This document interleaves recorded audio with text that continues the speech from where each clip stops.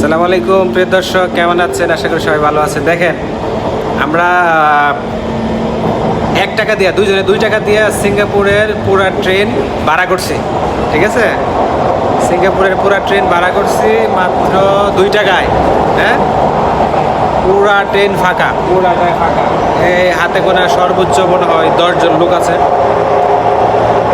আসলে ব্যাপারটা হচ্ছে সিঙ্গাপুরের